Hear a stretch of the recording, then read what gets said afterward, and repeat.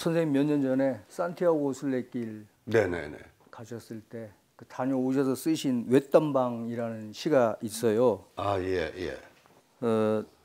혼자 울고 싶어 지구 반대편까지 걸어와 누웠는데 오래전 지나쳐온 작고 어두운 외딴방들이 따라와 여기 내 곁에 나란히 누워있다. 피부치처럼 질기다.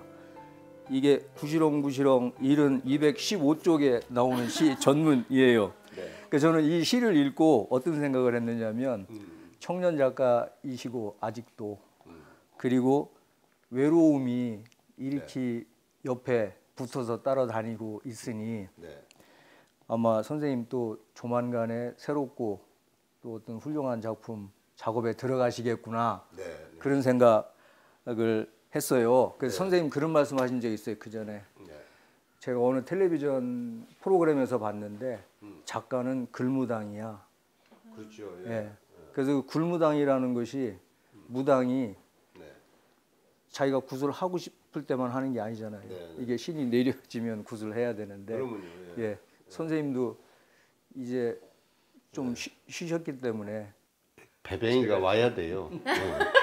이야기가 준비됐다고 작가가 써지는 건 아니고 뭔가 내부의 그 안테나에 뭔가 그 신호가 와야 됩니다. 소설도 마찬가지로. 그래서 그 신호를 지금 기다리고 있고요. 신호가 오면 나는 여전히 열렬하게 쓸 겁니다. 그리고 지금 우리 고영이 읽은 시는 문학이라는 게 그렇잖아요. 본질적으로 문학은 더 그늘진 것, 더 모자란 것, 더 고독한 것, 뭐 이를테면 더 부자유한 것들에 대한 관심과 사랑으로 비롯되는 거라고 할 수 있죠. 네. 내가 산티아고 순례길을 2019년 봄에 가서 한 달 반 동안 겨우 완주했죠. 그리고 지구 반대편을 걷는데도 그냥 우리 조국에서 보았던 좀 모자란 것, 남루한 것, 야만적으로 느껴지는 것들, 이게 조국이 잘 된 건 별로 안 그립더라고. 네. 저 강남 삐까번쩍한 데는 가고 싶지 않고 뭐 밤 12시 뭐 인사동 어디 뒷골목 같은 데서 막 그냥 술 먹고 토하는 친구도 있고 막 택시를 잡느라고 길가로 나와 있는 사람도 있고 그 무질서하지만은 굉장히 뜨거운 어떤 저작거리 풍경 이런 거 또는 지금 강경도 논산에 비해서는 조금 그 개발이 그 광풍이 좀 비껴간 좀 쓸쓸하잖아요. 예. 이를테면 논산보다는 이렇게 조금 뒤처진 것 같은 것들 이런 것들이 지구 반대편에 가서 걷고 있는데도 계속 나를 따라오고 그립더라고. 예? 그래서 뭐 이를테면 친구들도 성공한 친구가 그리운 게 아니라 지금 실패했다고 느끼고 돌아 누워 있는 친구들이 먼저 떠오르고 뭐 이런 마음 그게 나는 문학의 마음이라고 보는데요. 그래서 쓴 시죠. 어쩌면 나도 소설 안 쓰기 때문에 나도 그 쓸쓸한 사람 중에 하나로 느꼈을지도 모르겠고. 시집도 뒤편에 아버지 골룸이라는 그 단편 소설이죠. 선생님 그걸 또 붙였어요. 그것도 아마 어떤 특별한 이유가 있으실 것 같다는 생각이 들고 또 그리고 선생님 작품 보면 그 아버지하고 고향이 어떤 상관성이 있는 것 같아요. 그래서 소금에도 아버지 이야기가 나오죠. 그러면서 고향과 그 아버지가 무언가 연계되는 어떤 선생님께 특별한 정서 이런 게 있으신 것 같아요. 아버지는 강경읍에서 포목상일을 하셨거든요. 그래서 제가 연무대 살 때도 연무에 살 때도 아버지는 강경에 계셨어요. 그래서 강경이라고 생각하면 아버지를 빼놓고 추억할 수는 저는 없다고 보고요. 제가 소금이라는 소설도 늙어가는 아버지에게 바치는 소설이라고 할 수 있죠. 이 지금 늙어가는 이 아버지들이 사실 세계에서 가장 빠른 경제 성장, 또 가장 빠른 민주화, 이 지금과 같은 훌륭한 조국을 만든 그 헌신이 그 늙은 아버지로부터 비롯됐다고 보는데 지금은 이제 늙었다는 이유로 되게 쓸쓸하게 돌아앉아 있어요, 아버지들이. 그래서 물론 뭐 고향은 아버지이자 어머니죠. 더 어머니 같을지도 모르겠어요. 근데 어머니에 대한 사랑의 헌신과 희생에 대해서는 많은 뭐 연극, 소설, 영화에도 많고. 근데 아버지는 이제 개발 이후에 아버지가 주인공을 하던 역사가 지나가고 나면서 지금은 오히려 가족에게 가장 소외된 것이 늙어가는 아버지이기 때문에 저는 소금이라는 소설도 그분들을 위해서 썼고 또 아버지에 대한 얘기를 많이 썼죠. 특히 고향 얘기를 쓸 때는 그 아버지를 기억하지 않고 고향에 대해서 말하는 것은 나한테는 너무 어렵고 힘든 일이더라고. 그래서 자연스럽다고 보죠, 저는. 네. 근데 저는 그 아버지와 고향 이런 것들이 선생님이 그 말씀하시는 자본에 대한 폭력성 이것과 연관된 것 같아요. 그러니까 저는 그 전에 선생님 70년대 후반에 쓰셨던 중앙일보에 연재했었나요? 풀잎처럼 눕다. 그 이후에 소설들을 이렇게 쭉 봐도 일종의 어떤 대중적 정서를 담고 있는데 저는 이렇게 가난한 민초들에 대한 서럽고 애틋한 정서 같은 것들이 일관되게 선생님 소설에는 흐르고 있어요. 저는 이것도 아마 그 고향과 아버지와 이 고향 강경과 아버지와 어떤 연관이 있지 않을까 싶어요. 그 강경에 가면요, 그 몇 년 전에 이장님들이 십시일반으로 돈 모으고 출양 인사들이 돈 좀 모아서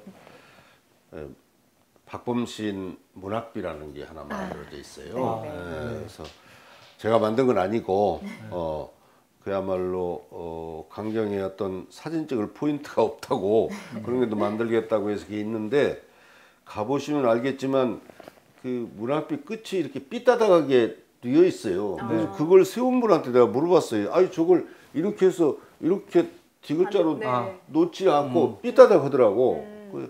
왜 저렇게 보기 싫게 삐따닥하게 위에를 만들었냐고 그랬어. 그랬더니 그걸 추진했던 이장 단장께서 지금 고인이 되셨는데 나한테 대바람에 그러는 거야. 아니 선생님 삐따닥 하시잖아요. 와. 그게 무슨 뜻인가? 무슨 네네. 뜻인가 그랬더니 이른바 그 권력, 기득권자, 부자, 자본. 지배하는 자들에 대해서 나는 항상 약간 삐딱한 안티 스탠스를 썼다고 그 이장님이 기억을 하시고 그렇게 했다고 그러더라고요. 이게 이제 비하인드 스토리 중에 하나여서 말씀드린 건데 고양이 질문도 이제 그런 거라고 할 수 있죠. 소위 지배계층, 기득권자들이 우리들의 조국을 여기까지 끌어온 참된 힘이었다고는 생각 안 해요. 오히려 이름 없는 밑바닥에 있었던 많은 사람들이 에너지가 우리나라를 이만큼 끌어왔다고 나는 생각하고 있고 문학이라는 건 근본적으로 아까도 말했다시피 바로 더 소외된 그들의 편에 서고자 하는 마음으로 하는 거예요. 행복하고 잘나고 그런 사람들의 이야기는 사실은 작가가 대부분 알지만 쓸 말이 없어요. 춘향이와 이도련이가 잘 먹고 잘 살았다 그러면 땡이지. 근데 춘향이가 천기 딸이기 때문에 쓴 말이 많은 거죠.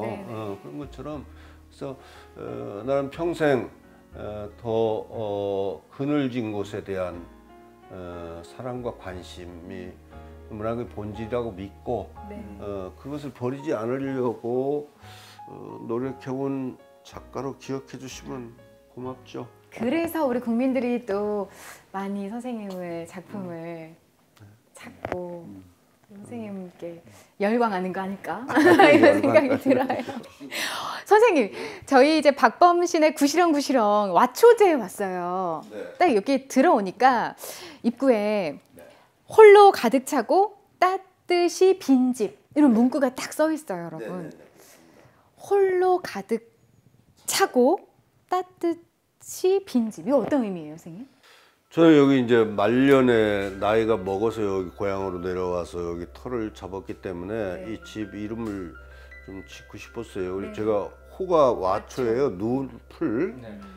제가 저 80년대 초반에 풀잎처럼 높다라는 소설을 썼는데 당신은 낙양의 집가를 정말 올린 뭐 인기 베스트셀러였기 때문에 자꾸 그 문단 친구들이 누운 풀, 풀잎처럼 높다를 썼다고 해서 와초와초 부르다가 제 호로 굳어져 가지고요. 이 집을 와초제라고 이름을 붙이고 그 밑에 홀로 가득 차고 따뜻이 빈 집이라고 제가 썼지요. 홀로 가득 차고는 작가는 아무도 이 집에 이곳에 없을 때 오늘 이렇게 손님이 두 분도 있고 그렇지만 홀로 있을 때 상상력을 통해서 이 집을 가득 채울 뿐만 아니라 우주까지도 채울 수 있다고 믿어요. 이게 작가가 가지고 있는 굉장한 권력이라고 할 수 있죠. 남들은 뭐 인정을 안 하더라도 나는 이 집을 가득 채우고 이 집에 혼자 있을 때 우주까지 채울 수 있는 상상력으로 지배를 할 수 있어요. 꽉 채울 수 있지. 그렇지만 이렇게 후배 작가가 오거나 시민이 오거나 박수생 같은 이런 분이 오면은 나의 문턱을 낮추고 더 낮은 자리로 내려가서 더불어 따뜻해져야겠다. 그러니까 한 인간으로는 따뜻하게 살고 작가로서는 더욱 도저한 상상력으로 이 집을 또는 세계를 지배하고자 하는 욕망을 내려놓지 않겠다. 이런 뜻을 가지고 쓴 그 문장입니다. 선생님이 마음이 착하십니다. 너무 좋아요. 선생님은 진짜 여러분도 이제 유튜브를 통해서 많이 이제 검색하시면 나오지만 선생님 진짜 교수님 그렇지 않으세요? 한 10년 전의 모습이나 어디 강연 이런 모습들 이제 어디 이렇게 떠 있는 걸 보면 검색해서 이렇게 나오는 걸 이렇게 보잖아요. 외모가 변함이 거의 없어요. 선생님 이런 스타일, 이런 이 패션 여러분 패션.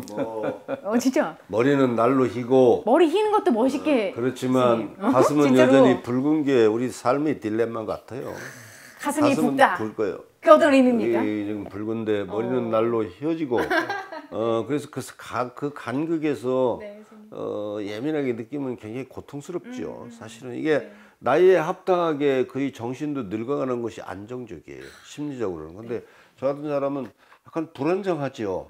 감수성은 안 늙었는데 머리는 자꾸 희고 손발은 좀 기운이 빠지고 그러니까 불안할 거 아닙니까? 이렇게 불안한데 원래 작가는 안전한 인도를 따라 걷는 자는 작가를 할 수 없어요. 인도와 차도 사이, 저자가 저리 갔다가 가면 차에 칠지도 모르지. 그런 위험한 지경으로 가야만이 상상력이 비등해지죠. 바람 빠진 풍선처럼 편안한 안락의자에 앉으면은 문학은 불가능해요. 그러니까 어떤 의미에서 그냥 이렇게 청년 작가 같은 뜨거운 감수성, 그렇지만 날로 늘어가는 흰머리, 그 위태로운 간극 사이에 내가 놓여 있는 건 작가로서는 뭐 괜찮은 포지션이라고 할 수 있죠. 근데 제가 오늘 느낀 것은 그 선생님 강경을 사랑하는 마음으로 또 강경을 사랑하는 사람들을 위해서 조만간에 좋은 작품을 쓰시겠구나. 아이고 예, 고맙습니다. 네, 그 젓갈 그 상인 여러분들도 지금 방송 함께 하시고 이 축제 위해서 많이 노력을 하셨는데 이제 코로나 상황을 겪으면서 저희가 작년하고 올해 이렇게 계속 온라인으로 국민들을 만나고 있어요. 물론 많은 분들이 우리 선생님의 고향 이곳 강경을 사랑하시고 또 우리 강경 젓갈 젓갈 축제에도 많이 관심을 두셔서 이렇게 많이 지금 시청을 하고 계시지만 많이 또 힘들어 하시거든요. 아까 좀 안타까운 부분도 말씀을 하셨죠. 여기 그렇죠. 지금 감칠이랑 맛가리도 많이 사랑해주세요. 계속 외치면서 우리를 지금 여기 있거든요. 한 말씀 해주시면 힘이 될 것 같아요. 분들이나 코로나 때문에 마음이 정말 안타깝습니다. 그러나 우리는 인간이기 때문에 항상 불리한 조건을 유리하게 바꿔가려고 하는 놀라운 의지와 그런 것들을 생각할 수 있다고 봐요. 사람이기 때문에. 그래서 이 코로나 국면을 한탄만 하고 있을 것이 아니라 오히려 이 기회에 우리들이 해왔던 여러 방식들을 한번 뒤돌아볼 기회로 삼아서 네. 코로나가 뭐 영원하겠습니까? 우리는 이겨낼 수 있다고 봐요. 그래서 네. 이겨냈을 때 더 큰 생산력으로 우리가 스스로 그 운을 더 불러들이는 그런 준비도 해가는 그 성찰의 시기로 삼는 것도 나쁘지는 않을 거다. 네. 그래서 굉장히 힘들지만 잘 견뎌주시면 좋겠고 또 함께 이 기회에 견뎌내서 더 나은 미래를 준비하는 시기로 이렇게 간다면 네. 우리가 잘해왔잖아요. 대한민국이 놀라운 나라니까 우리는 더 고통스러운 역사 속에서도 우리나라를 이만큼이나 성장시켜오는 놀라운 에너지를 가지고 있기 때문에 네. 우리가 잘 이겨낼 수 있다고 저는 믿습니다. 네. 그렇지만은 글쎄 이런 훈수가 지금 고통당하고 있는 분들에게 정말 마음에 와 닿지는 않을 수도 있을지 모르겠어요.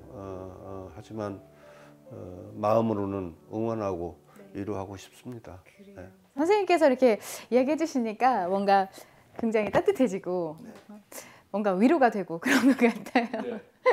구시렁 일은 정말 그 정성스러운 유필에 그 숨겨두었던 사파 실력, 미술학원도 최근에 다니시면서 네, 숨겨두셨던 사파 실력까지 네, 이렇게 만나실 수가 있습니다. 최근에 나온 이 구시렁 일은 선생님의 작품도 여러분 많이 사랑해 주시고 이곳 고향 강경에 품은 선생님의 사랑, 이 마음도 기억해 주셨으면 좋겠고요. 오늘 구시렁 함께 구시렁 한다고 해봤는데 저는 사실 밤새고 싶거든요. 그냥 저 스튜디오에 가지 않고 그냥 계속 있고 싶은데 시간 관계상 네, 인사드리고 싶습니다.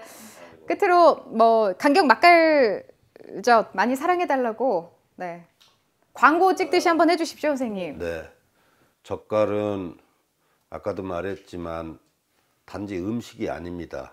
이것은 젓갈이 익으려면 어둠 속을 견뎌야 돼요. 드럼통 속에서 석 달이든 두 달이든 한 달이든 견뎌내야 되는 시간이 필요하다는 뜻이고 하나는 결핍, 그 어둠을 견뎌내야 된다는 뜻이죠.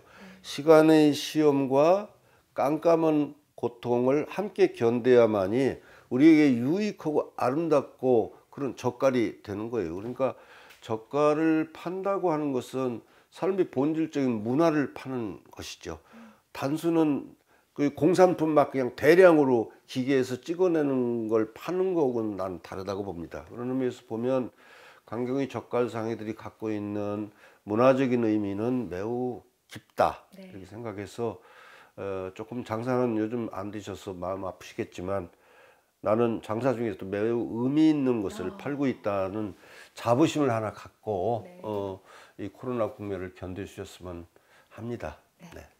우리 국민들도 많이 좀 사주세요. 한 말씀 해주세요. 예, 강경 젓갈은 저염식이고요.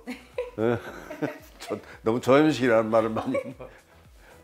그래서 강경 젓갈은 젓갈의 뭐라 그럴까 가장 기본이고 네. 정수이고 이제 조금 있으면 이제 저기 김장철이잖아요. 네, 그럼요. 이제 강경 액젓이 들어가야지 김치 맛이 제대로 나오죠. 네. 그래서 강경 젓갈을 많이 행해 주시기 바랍니다. 젓갈은 강경.